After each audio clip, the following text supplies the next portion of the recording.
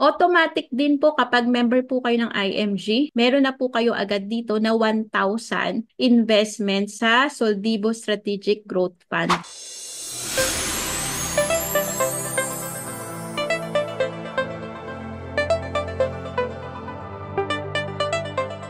Hi Dreamers! Hi everyone! Ako nga pala si Nel Sembrano Lontok. Dati akong accountant na ngayon ay isang online entrepreneur and financial educator sa IMG. Dito sa channel ko, nagbibigay po ko ng personal finance tips for beginners at mga tips paano ba ako nagkaroon ng time freedom doing the mission of IMG. Kung sa tingin mo makakatulong itong channel ko sa'yo, consider mo na mag-subscribe at click mo yung notification bell para updated ka every time na meron akong bagong video. The basic financial concept. Magsisimula po tayo sa building blocks of a strong financial foundation. Etong concept na to, ito yung magiging financial blueprint mo. Nung 2012, bago ko malaman ang concept na to, hindi ko alam kung saan ako magsisimula. Etong concept na to ang magtuturo sa'yo kung saan ka magsisimula. Parang katulad din siya ng bahay. Di ba ang bahay? Anong dapat inuuna pag gagawa ka ng bahay? Di ba dapat matibay ang pundasyon para hindi siya madaling gumuho? Kung ano man mangyari, hindi agad guguho yung bahay. Ganon din po sa financial foundation natin. Ang pinakapundasyon natin is increase cash flow. Ibig sabihin, kahit anong gusto natin na mag-ipon, mag-invest, kung hindi po positive yung cash flow natin, hindi talaga tayo makaka-build ng financial foundation. So magsisimula tayo sa pag-increase ng cash flow. Dalawang paraan to increase our cash flow kung sa tingin natin negative tayo or kulang yung ating income. Una is pwedeng magtipid po tayo. Pero what if sobrang tipid na tayo, wala pa rin tayong naiipon? Pangalawa, kailangan gamitin na natin yung spare time natin. Ibig sabihin, gawa tayo ng paraan para magkaroon tayo ng additional income, extra income. Dapat hindi tayo asa lang sa trabaho. Kailangan meron tayong ibang source of income. Gamitin mo yung talent mo, gamitin mo kung ano yung nalalaman mo ngayon, gamitin mo yung extra oras mo. Instead na manood ng TV, maglaro, or ano man, yung pinagagamitan mo na spare time mo, gamitin mo yon para magkaroon ka ng extra income. Once na meron ka ng extra income, ang una mo dapat daw na pag-iipunan is healthcare. May dalawang klase tayo ng healthcare. Short-term and long-term healthcare. Short-term, from the word itself, pang short-term lang siya. Ibig sabihin, hanggang 60 natin pwedeng magamit yung short-term healthcare. Kapag kayo ay nagkasakit, sagot po yun ng employer nyo kasi provided yan ng employer nyo. So, benefit nyo yan as employee. Pero once na nag-resign ka na, once na umalis ka na sa trabaho mo, hindi mo yan mabibitbit. Once na nag-retire ka na ng 60, wala ka na ring short-term healthcare. Doon papasok yung purpose ng long-term healthcare. Both yan, kailangan natin, short-term healthcare and long-term healthcare. Kasi, mas kakailanganin natin ang long-term healthcare kapag tayo ay nag-retire na. Dapat daw, ang long-term healthcare natin is annual income times 5. Tapos, kapag okay na tayo sa long-term healthcare, kung may extra pa tayo na pera, kuha tayo ng term life insurance. Importante pala ito. Kasi yung term life insurance, if may mangyari sa atin as breadwinner, ito yung magiging kapalit natin. Income replacement kasi siya eh. Dapat daw, ang worth ng ating term life insurance is annual income times 10. And then, kung meron tayong utang, eliminate natin yung utang natin. Kasi sagabal yan sa pag-i-invest natin. Parang yan yung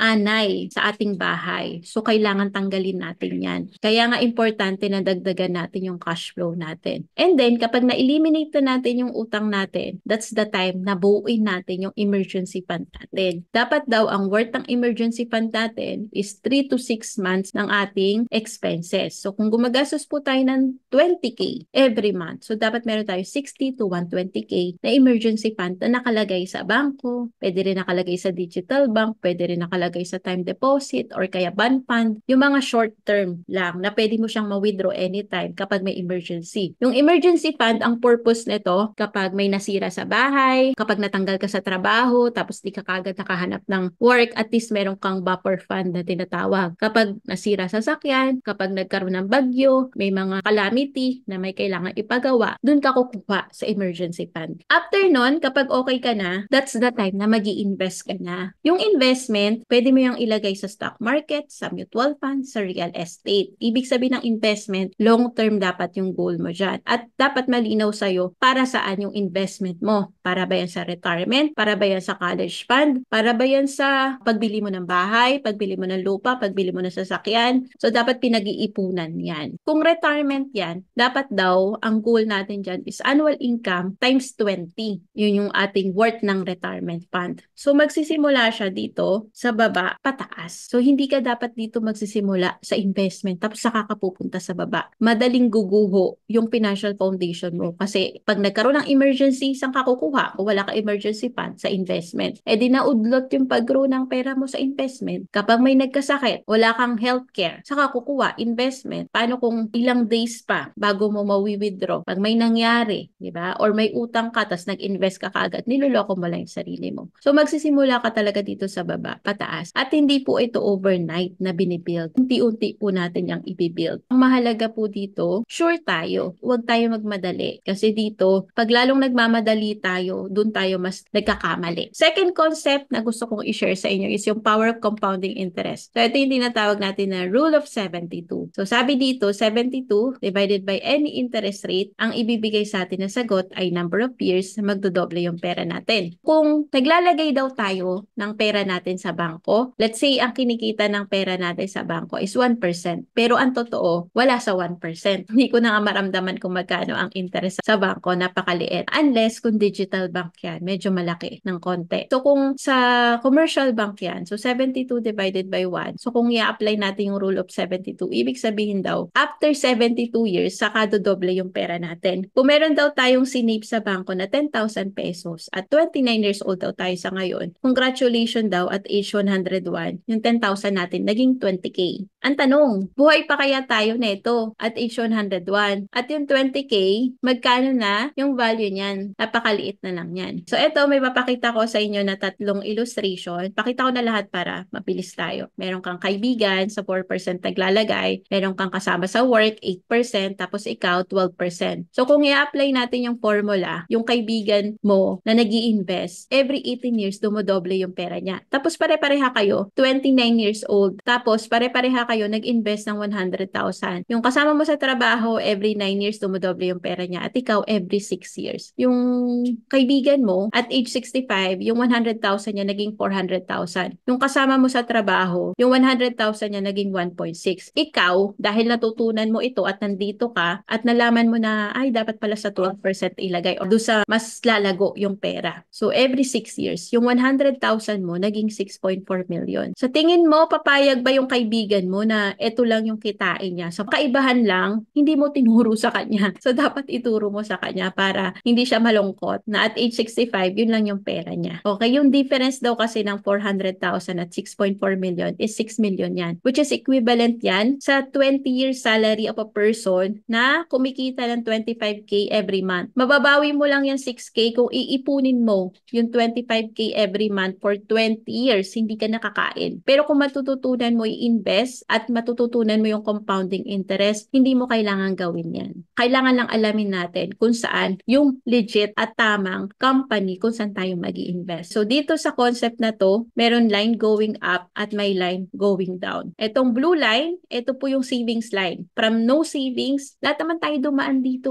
No savings, younger age. Wala tayong income pa talaga na nag-start tayo magtrabaho at wala tayong ipon. Pero ang goal natin when we get old is magkaroon tayo ng big savings. Nahihirapan tayong pataasin itong savings line natin because of our responsibility. Mataas ang ating responsibilidad lalong-lalo na kung breadwinner tayo. Pero ang goal natin, ma-less yung responsibility natin or ma-zero out yan dahil meron na tayong malaking savings. Ano-ano po ba yung ma-responsibilidad natin? Kailangan natin kumain, magbayad ng housing loan or renta ng bahay, clothing, education, and health. Walang exempted dyan. So, itong mga expenses na to, sa tingin nyo, gagastusin pa rin natin yan kapag tumanda tayo? Yes or no? Yes, diba? So, nandyan pa rin yan. Kapag kulang din yung ating income, kasama na rin actually yung responsibility natin, yung pagbayad ng utang. Pero sana, pagtanda natin is maging debt-free na tayo. Sana wala na yan. Pero nandyan pa rin, kakain pa rin tayo, shelter kung hindi pa tayo nakabili ng sariling bahay, clothing, at pinakamalaking expenses po natin, pagtanda is health. Health-related. Or kaya, kasama natin sa bahay bahay kapag tayo ay tumanda na. I-normalize natin na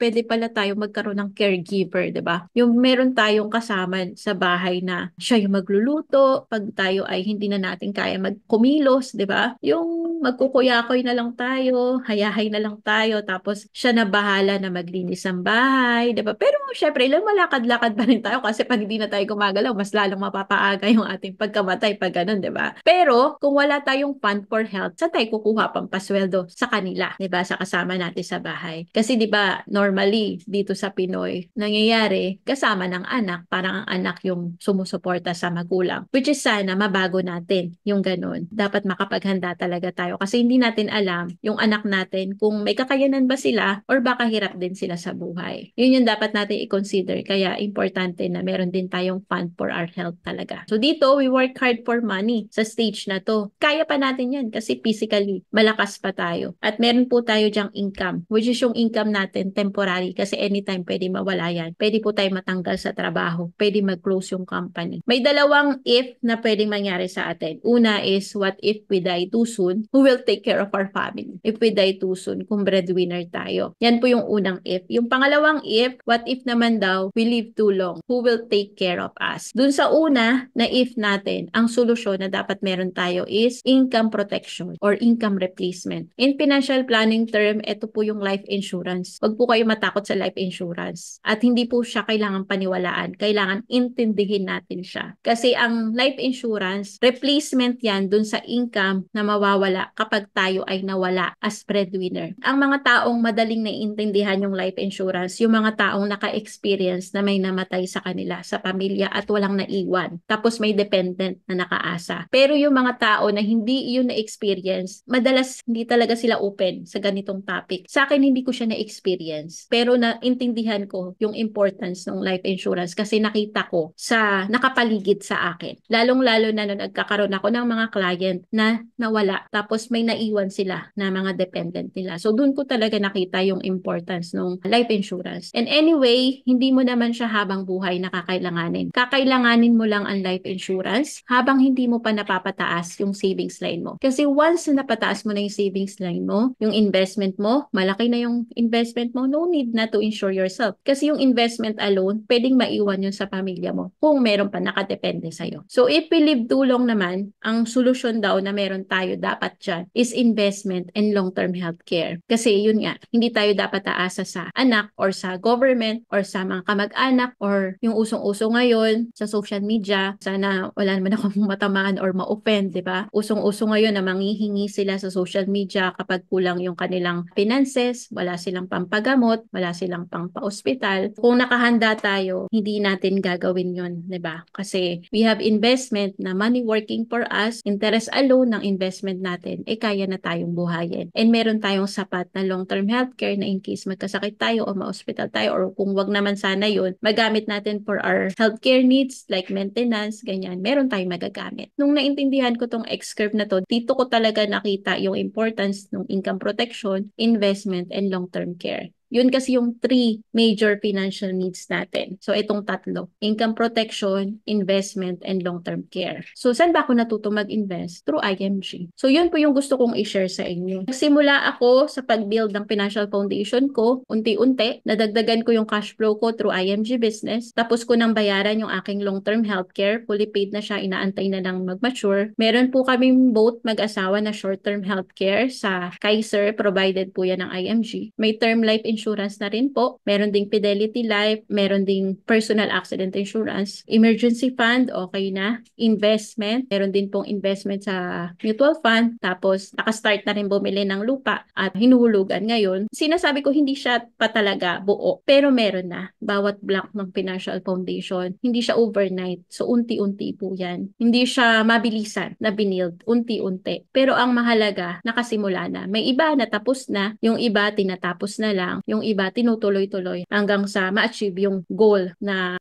fund na gusto namin para makapat-retire kami ng sana at age 45. So, yun ang goal namin. Sino ba si IMG? Si IMG or International Marketing Group was established in 2002. IMG is one of the biggest and fastest growing financial services companies in the Philippines today. Hindi lang po dito sa Pilipinas, pati rin sa ibang bansa. Kaya may iba po ditong member nasa ibang bansa. Meron tayong nasa Singapore, meron tayong mga nasa Middle East. Ang IMG po, ina-assist niya yung mga tao na gusto rin ma-achieve yung financial security sa pamamagitan ng financial education. Hindi po sa pamamagitan ng product na to or ganito, may specific product, kundi sa financial education. Ikaw mismo matututo para ikaw mismo yung mag-decide para ma-build mo yung solid financial foundation mo. And then, si IMG, nag-establish siya ng partnership sa mga biggest companies in the financial industry para mapadali po yung execution nyo. Namili na siya ng mga kumpanya na magaganda. Doon po tayo mag-execute nung natutunan natin. Ang mission po ng IMG is to help you attain financial freedom. To lead the financial revolution, we want to make financial solution and business solution be available to everyone. Help stop poverty, ang core purpose ng IMG. Hindi makipag-compete sa mga malalaking kumpanya, sa mga nasa financial industry din. Kasi same lang naman ang purpose niyan eh. Gusto din nilang ma-stop yung poverty. Yun po ang core purpose namin. Kailangan ma-stop yung poverty. Kasi pag nagsimula tayo na mag-ipon, mag-invest sa sarili natin, makakatulong po tayo sa ekonomiya ng bansa. So ang solution natin, financial solution, education and execution, business solution, increase cash flow, community shift, environment plus benefits. Isa-isahin natin. First is financial education. Benefit number 1 is meron po kayong free financial ebook. So yung diniscuss ko po kanina na concept, part lang yon ng introduction and chapter 1. Once na member na kayo ng IMG, meron na po kayong access dun sa book na to, How to Become Your Own Financial Educator. Meron po kayong soft copy niyan at pwede rin po kayong makakuha ng hard copy niyan. Benefit number 2, dito po sa workbook na to, dyan po para kayong estudyante ulit. Dyan may mga sasagutan kayo para po malaman natin kung meron ba tayong positive cash flow, negative cash flow, kung naintindihan ba natin yung mga workshop na aatinan nyo. So, workshop number 1, that is benefit number 3. Dyan nyo po matututunan paano increase yung cash flow nyo at debt management. Kaya hindi ko siya in-explain kanina kasi sa workshop po, mas may intindihan nyo yan. Workshop number 2, which is benefit number 4, dyan naman ituturo sa inyo yung proper protection, yung tamang pag-compute po ng insurance coverage, yung pag-build ng strong financial foundation. Benefit number 5, which is workshop number 3, dyan naman po ituturo mutual fund, pag-build ng wealth, pag-i-invest, asset accumulation, investment diversification. So, dyan nyo po matututunan yan. And each workshop po, online po yan. Kaya kahit Zoom lang po yung gamit na meron kayo, matututo po kayo. Ang schedule po ng ating live workshop is every Saturday ng 9:30 a.m. at Sunday po ng 5:30 p.m. Lahat po yon Philippine time. Benefit number 6, which is workshop 4, dito naman ituturo po yung retirement planning and wealth preservation para sa mga malapit na pong mag-retire. Diyan ituturo ano yung mga dapat yung paghandaan, ano dapat yung i-consider nyo, paano nyo mapoproteksyonan yung mga properties nyo, yung asset nyo, yung wealth preservation po yung tawag doon, which is estate planning po. Benefit number 7, dito naman po, workshop number 5. Kung gusto nyo matutunan paano nyo i-increase yung cash flow nyo through building a business in the financial industry, yan po ang topic sa workshop number 5. Ito po yung pinaka-favorite ko na workshop kasi dito, matututunan mo dyan paano ka magkakaroon ng business sa financial industry. And mag-start po kasi tayo sa increasing cash flow, di ba? Kahit anong gusto natin na makapag-invest tayo, makapag-ipon tayo, kung wala naman tayong i-invest, useless. So, kailangan madagdagan natin yung income natin. So, matututunan nyo yan sa workshop number 5. And kung gusto nyo maging licensed na insurance underwriter, meron din pong reviewer na ipinoprovide ang IMG para po makapasa po kayo sa exam. Benefit number 8 yan. Benefit number 9, meron po kayong free financial check-up dito. Dito po tuturuan kayo paano mag-compute para ma-achieve nyo po yung mga goal nyo sa bawat block ng financial foundation. Dito, medyo technical to. Talagang i-guide kayo paano compute yung mga goal, paano nyo siya ma-achieve, how much yung dapat nyong i-invest para ma-achieve nyo yung goal nyo sa bawat block ng financial foundation. And kapag natutunan nyo na to, magagawa nyo na sa sarili nyo at pwede nyo rin siyang ituro sa iba. And then benefit number 10, so ako po ay isang associate financial planner. Pwede rin po kayo maging ganito. Pwede kayo maging certified associate financial planner. So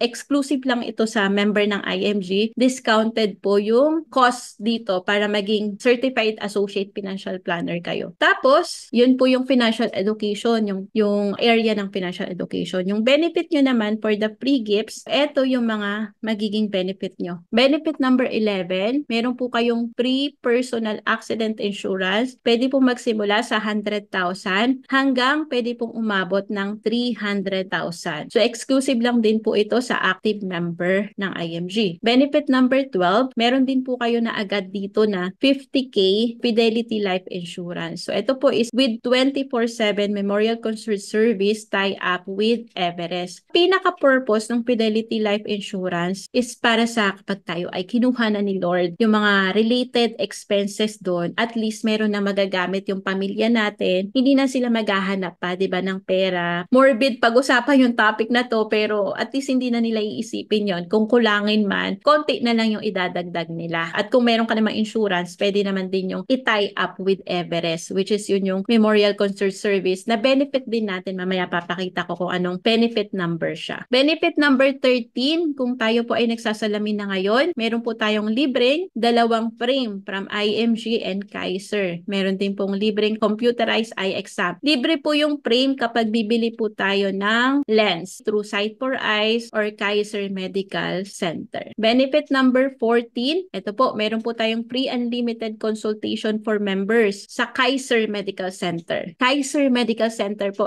iba pa po yung Kaiser na company, though part din po yun itong Kaiser Medical Center, pero dun lang tayo may libreng consultation sa Kaiser Medical Center as a member ng IMG. Ibig sabihin, unli yan. Pero ayaw naman natin magkasakit, pero at least unli tayo kung gusto natin magpa-consult. And then benefit number 16, may discount tayo sa medical services for immediate family member. Hindi lang member yung makaka-discount, even immediate family member makaka-discount po sa mga medical services. 10 to 15% discount sa Kaiser Medical Center, like magpapa-lab test, ultrasound, x-ray, merong discount yung ating immediate family member. Yung number 15 na benefit, discounted din po ang member ng IMG. Hindi lang immediate family member, pati member ng IMG, discounted din po sa medical services. 10 to 15% discount din. And then benefit number 17, automatic din po kapag member po kayo ng IMG, meron na po kayo agad dito na 1,000 investment sa Soldibo Strategic Growth Fund, sa mutual fund. Pwede po kayo magdagdag for as low as 20 pesos. Tapos makikita nyo na po agad sa portal nyo kung ilang shares yung nabili nyo, kung kumikita po ba yung mutual fund nyo sa Soldibo. Automatic na agad. Meron na kayo na investment sa mutual fund. Sa area naman ng access or yung execution na benefit natin. Kapag po kayo ay member na ng IMG, may access na po kayo sa mga major providers. Sa lahat po ng area ng personal finance, sa healthcare, life insurance, investment, real estate, general insurance, and allied services. So ano-ano yung mga access nyo? Benefit number 18, meron po kayong access sa healthcare products and services. So ito, Kaiser. So may access po kayo sa long-term care and short-term care. Ang kagandahan pa dito, makaka-discount po kayo kapag kumuha kayo ng short-term healthcare for your family and long-term healthcare din for your family. Wala na pong senior care. Benefit number 19, meron po kayong access din sa mga life insurance products exclusive to IMG members. Exclusive lang po to sa IMG members. Kahit po pumunta kayo sa Manila Bankers, wala po silang ganitong product kasi exclusive lang siya sa IMG members. Ang most 18, kahit hindi IMG member, pwede pong maka-avail nito. Pero yung most GRP, kailangan IMG member kasi ito yung mga gustong ma-insure pero nasa abroad. Okay? May exclusive access kayo dyan sa Everest Memorial Solution and IRA. Meron din po kayong benefit number 20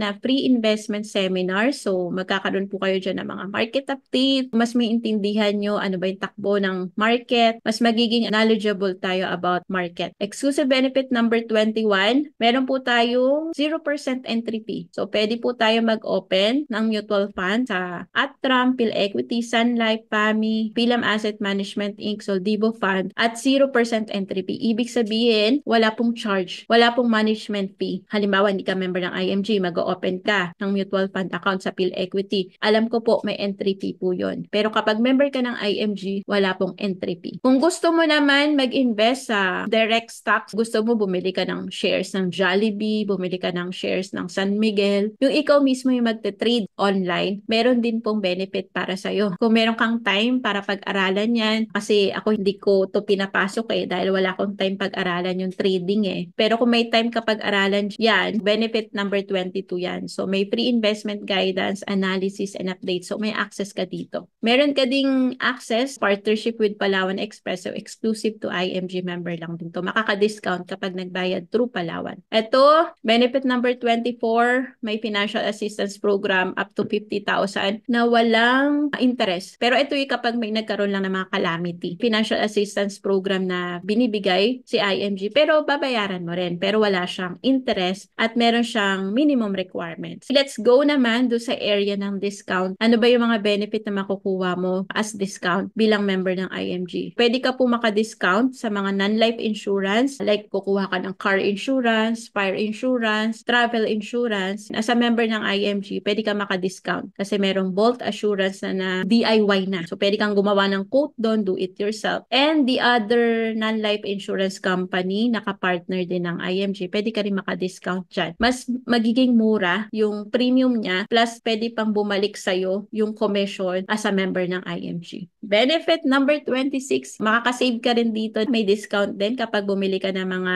real estate, mga condo, ganyan, sa SMDC, Ayala Land, DMCI. And then, eto may mga discount din sa special courses. Tapos, may access din tayo sa mga services like asset preservation service. So, eto, more of estate planning po ito. Dito sa IMAX, so eto, tuturuan ka dito paano ka mag-create ng sarili mong corporation para ma-protect po yung mga properties mo, yung legacy mo, para mapunta talaga siya sa mga mahal mo sa buhay. So, yan po yung ginagawa ng mga mayayaman. Exclusive benefit number 30, meron din po tayong legal assistance program. May dalawang free session po tayo every year. And each session, umaabot po siya ng 45 minutes. So, pwede po kayong magpa-consult kung meron po kayong concern about legal matters. So, benefit number 30 po yan. Benefit number 31, ito po yung sinasabi ko kanina na Everest. Katay up po siya doon sa Fidelity Life Insurance, or kung kukuha po tayo ng insurance sa Most 18, pwede rin pong i-tie up yan sa Everest Memorial Services para if may mangyari sa atin, doon nakukuha ng fund. Hindi na po problemahin po ng pamilya natin. Kung saan kukuha ng fund, kung tayo ay papalibing na, yung mga kabao, mga ganun, funeral services, so hindi na nila problema. Pwede na siyang kunin yung fund doon sa ating insurance or doon sa Fidelity Life Insurance natin. And even immediate family member, pwede nating ipagamit itong benefit na to. Last is benefit number 32, auto program. Meron din po tayong discount. Kunwari, bumili po tayo ng sasakyan through IMG auto programs. Malaking discount din po yung makukuha natin dyan. For the rewards naman, ito po yung business solution na pinoprovide ng IMG. Benefit number 33, ito yung pinaka-favorite ko. Be in the financial industry. Actually po, IMG talaga ang nakatulong sa akin during pandemic. Alam ko po marami po naapektuhan during pandemic, pero dahil po part ako ng IMG, hindi naman siya sa